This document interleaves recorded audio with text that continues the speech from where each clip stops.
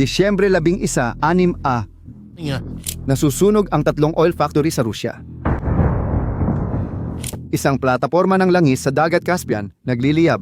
Isang paliparan sa Arctic na may malaking butas at wasak na mga base ng himpapawid mula hilaga hanggang timog. Sa kabisera ng Moscow, 4 na paliparan ang isinara ng 10 oras, 200 flight ang kinansela, libu-libong tao ang naipit at milyon-milyon ang nagastos sa interceptor missile. Pero walang pinsala. May isang bagay na hindi makatuwiran. Sinimula ng Ukraine ang pinakamalaking atake nila. 300 drone na umabot ng 2,000 kilometro mula Arctic hanggang Caspian Sea. Hindi naapektuhan ang kabisera ng Russia na mahigpit nilang pinrotektahan. Samantalang nasusunog ang ibang bahagi ng bansa. Malalaman mong may saysay ang lahat dahil nag-ugat ito sa isang kasinungalingan. Hindi lahat ng 300 drone na ito ay may mga target. Mga 100 sa kanila ay direktang ipinadala sa Moscow. Pero hindi sila nakaprograma para sirain ang kahit ano. Simple lang ang misyon. Makarating at umiikot lang. Ganyan ang chess sa militar. Ginawa ng Ukranya at ni Zanoto. Pwede nitong subaybayan ang ilang target, pwede rin itong magpalipad ng ilang interceptor. Nagkakaroon ng saturation kapag mas marami kang target kaysa kayang iproseso ng sistema. May target na makakalusot pero mas matalino ang Ukranya. Imbes na sabay-sabay, inuna nilang ituon ang atensyon ng mga Ruso sa isang lugar lang. Ang pinakamahalagang punto, walang ibang pagpipilian ang Russia, kundi ipagtanggol ng todo ang Moscow. Paikot-ikot sa kabisera hanggang sa mag-react ang Russia. At tumugon sila ng eksakto kung paano dapat. Mga sirena sa buong lungsod, pangkalahatang alarma, 4 na paliparan ang sabay-sabay na nagsara. Walang tigil ang pagpapaputok ng mga air defense. $1,000,000 ang ginagastos sa mga interceptor. Isipin mo, sa Moscow naroon si Putin. Walang ibang pagpipilian, kailangan talagang protektahan. Iniisip mo ba ang epekto? 4 na pangunahing paliparan ang isinara ng halos kalahating araw. Naputol ang mga supply chain. Naantala ang air freight at ang mga airline ay naglipat ng kanilang mga crew. Bawat kanseladong flight ay nagkakahalaga ng $10,000. I-multiply mo yan sa 200. Pero ang totoong gastos ay hindi pera, kundi psikolohikal. At habang nandoon ang lahat ng atensyon ng mga Ruso, 200 drones ang tumungo sa ibang lugar. Samara, 800 kilometro sa loob ng Russia. Nagvideo ang mga residente ng kakaibang pangyayari kung saan may 15 to 20 drone na mababang lumilipad halos sumayad sa tuktok ng mga puno. Walang air defense na nagpaputok, walang sirena, tahimik lang, dumaan lang ang mga drones at makalipas ang 30 minuto, nagliliyab na ang refineria ng Sisra. Hindi lang Samara. Ang FIPSC, 400 kilometro mula sa hangganan, nasunog ang mga tangke ng gasolina. Kita mo, teka lang, ang asawa ko ay nasa gubat. Ang produksyon bumaba ng 20% hanggang 30%. Ang refinery na yan ay inatake na ng 6 na beses mula Hulyo. Iyan ang estratehiya ng Ukraine. Atakihin ang parehong target ng 6 na beses sa loob ng 5 buwan.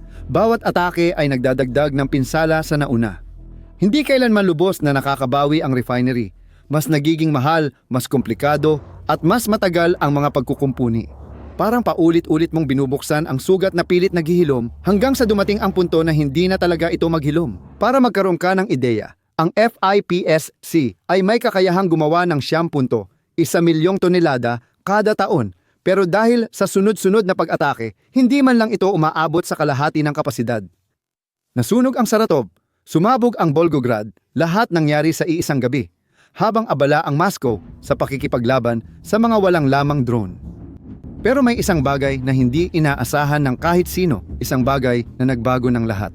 Sa dagat Caspian, 1,500 kilometro sa loob ng Russia, may oil platform na Filanovsky na pinapatakbo ng Lukoil, ang kumpanyang pag-aari ng estado. Nasunog ito noong gabi ng Disyembre 11. Ano ang ibig sabihin nito? Ang Caspian ay saradong dagat, hindi tulad ng Black Sea na papaligiran ito ng lupa. Para makarating doon, kailangang tawirin ng drone ang daan-daang kilometro ng teritoryo ng Russia nang hindi natutuklasan o pinabagsak. May dalang sapat na pampasabog para sirain ang isang oil platform sa dagat. Ito ang unang pag-atake sa isang platform sa dagat sa buong digmaan. Akala ni Putin na ligtas ang Caspian, na masyadong malayo ito, hindi maaabot. Ang sunog na iyon ay nangangahulugan ng pagkawala ng mahigit 6 na milyong dolyar kada araw sa kita. Napakatindi ng apoy kaya inabot ng ilang oras bago ito naapula. At sa sandaling iyon, isang nakakabahalang bagay ang naging malinaw. Walang lugar sa Rusya ang ligtas. Mula noon, wala nang balikan. Kung kaya ng Ukraine tamaan ang Caspian, kaya rin nitong tamaan anumang plataporma, refineria o imbakan saan man. Ang estratehikong lalim na laging inaasahan ng Rusya ay nawala na. Ang teritoryo ng Rusya ay hindi na nagbibigay ng proteksyon. Distansya, hindi na ito kaligtasan. Pero hindi pa ito tapos. Habang nasusunog ang timog, may mga drone na lumipad papunta sa pinakahilaga sa Aktiko. Murmansk, isang base na ginagamit ng Rusya para sa mga strategic bomber gaya ng Tupolev 75 at Tupolev 100 at 60. Malalaking eroplano ito na palaging hindi naaabot noon. Historical, ginagamit ng Air Force ng Rusya ang mga hilagang base bilang likurang linya. Kapag may presyon sa timog, lumilipad ang mga eroplano papuntang Arctic na hindi naaabot, ligtas sila roon. Sa madaling salita, iyon ang akala nila hanggang gabing tumama ang drone sa runway. Ang kinalabasan ay isang malaking hukay na di na magagamit. At ang pagkukumpuni ng isang runway sa Arctic sa gitna ng taglamig ng Russia ay hindi mabilis. Ngayon, may problema ang Russia. Kung di naligtas ang Arctic, saan nila dadalhin ang kanilang mga bomber? Tanging opsyon lang ang malayong silangan. Libo-libong karagdagang kilometro, mas matagal, mas maraming gasolina, mas mababa ang bisa. At may iba pa. 3 iba pang base ang inatake sa Ivanovo. 2 Su-30 at 4 ang nasira. Ang bawat eroplano na bumabagsak ng bomba sa Ukraine na nasira ay nangangahulugang mas kaunting bombang bumabagsak sa teritoryo ng Ukraine. Sa Ryazan, isang imbakan ng gasolina ang pinasabog. Kapag walang gasolina, hindi makakalipad ang eroplano at hindi kayang buhatin ng karaniwang truck ang espesyal na kerosene. Kailangan ng ligtas na infrastruktura, mga espesyal na tangke, mga sistema ng pagbobomba, lahat ay nawasak. Sa Voronezh, tuluyang nawasak ang mga depensa sa himpapawid. Malinaw ang estratehiya. Sirain muna ang mga depensa para maging mahina ang base sa mga susunod na pag-atake. Bulagin ang kalaban bago atakihin ang Voronezh. Ngayon ay lantad na ito. Alam mo ba ang pinakakakaiba rito? Hindi nagkataon lang ang oras ng pag-ataking iyon. 2 araw bago iyon, Disyembre 9 nagbigay ng pahayag si Trump na sinasabing natatalo ang Ukraine. May kalamangan si Putin at wala nang alas ang Ukraine para makipagnegosasyon. May mga ulat na nagsasabing pinipilit ng administrasyon ni Trump na magkaroon ng kasunduan sa kapayapaan bago magpasko. Isang kasunduan na magbibigay ng teritoryo, lalo na ang Donbas. Pero noong Setyembre, 2 buwan bago iyon, iba ang sinabi ni Trump matapos niyang makipagkita kay Zelensky. Sinabi ng United Nations na kayang hindi lang depensahan ng Ukraine ang kanilang linya, kundi mabawi pa ang lahat at baka higit pa roon. Gusto mo bang malaman kung ano ang nagbago mula noon? Ang pananaw na mahina ang Ukraine. Walang magawa at nawawalan ng lakas. Ang pagbabagong ito ng tono ay hindi nangyari ng walang dahilan. May naratibo sa Washington na ang digmaan ay pumabor na sa Russia, na ang pagpapahaba ng labanan ay magdudulot lang ng mas maraming pagdurusa, na mas mabuting tanggapin na lang ang realidad at makipag-usap na lang. Ang naratibong ito ay lumalakas kahit sa mga kaalyado. Makalipas ang 48 oras matapos sabihin ni Trump na wala nang alas ang Ukraine, ipinakita nito kung anong mga alas ang meron siya. Hindi sa salita kundi sa gawa. Mula Arctic hanggang Caspian, pinaputukan nila ang mga target na akala ni Putin ay di kayang abutin. Sabay nagkoordina ng 300 drones sa isang atake na nilinlang ang depensa ng Russia. Hindi lang ito isang operasyong militar. Isa rin itong mensaheng pampolitika at syempre, sinubukan ng Russia na maliitin ito. Ipinahayag ng Ministry of Defense na napabagsak nila ang 287 drones, minimal lang daw ang pinsala. Pero paano mo ipapaliwanag? 3 refinery ang nasusunog, kuhang-kuha sa video ng mga lokal na tagamasid at mga Russian military blogger. Paano mo ipapaliwanag ang nasusunog na plataporma sa Caspian? 200 kanseladong flight na nakaapekto sa libu-libong tao, pati Arctic bunganga nakita mula satellite. Ang salitang minimum ay hindi talaga bagay sa lahat ng pagkawasak na ito.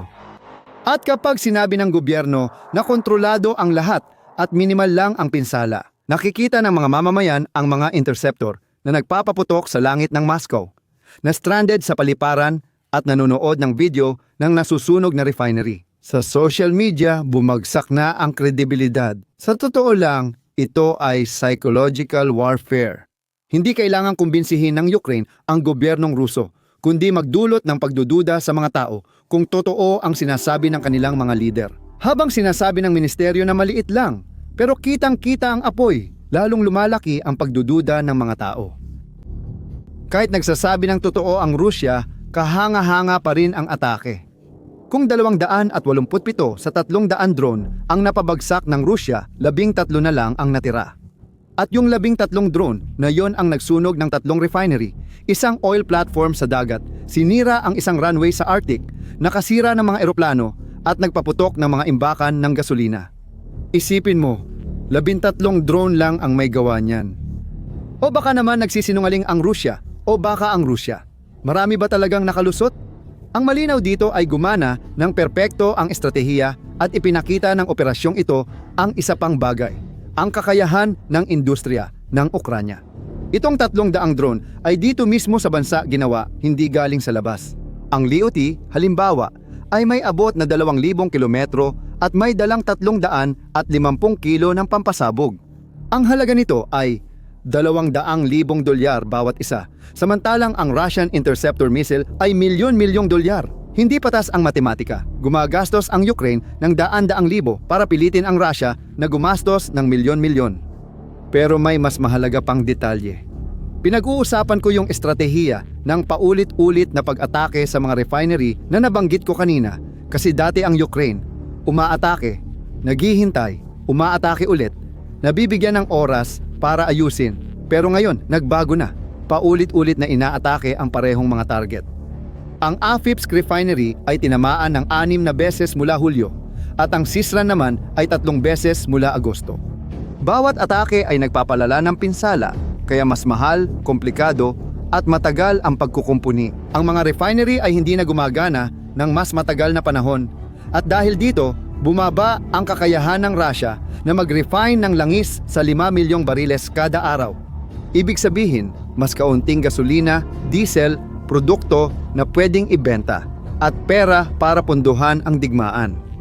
Gaya ng nakikita mo, pinapahina ng Ukraine ang Russia sa ekonomiya at pinatunayan ng 11 ng Disyembre na may kakayahan, teknolohiya at determinasyon ang Ukraine para ipagpatuloy ito ng walang hanggan. Kaya kapag narinig mong natatalo ang Ukraine, alalahanin mo ang gabing iyon. Isang bansa na kayang magpatakbo ng 300 drones sa loob ng 2,000 kilometro mula Arctic hanggang Caspian, gamit ang mga plane para linlangin ang isa sa pinakamalalakas na air defense system sa mundo. Hindi ito isang bansa na nasa bingit ng pagbagsak. Ito ay isang bansa na umaangkop, umuunlad, at natutunan kung paano lumaban sa sarili nitong paraan. Sa huli, ang digmaang ito ay hindi malulutas sa dami ng tangke ng bawat panig o kung gaano karaming teritoryo ang pinag-aagawan, kundi sa kung sino ang makakatagal sa laban ng mas matagal. Gusto kong marinig opinyon mo. Sa palagay mo ba, magbabago ba ng direksyon ng negosasyon para sa kapayapaan ang ganitong pag-atake? Isulat mo dyan sa mga komento. Kung nakatulong sa iyo ang video na ito, i-share mo ito sa isang kakilala mong kailangang maintindihan kung ano talaga ang nangyayari sa digmaang ito at mag-subscribe ka sa channel para hindi mo ma-miss ang mga susunod na pagsusuri. Magkikita tayo sa susunod na video.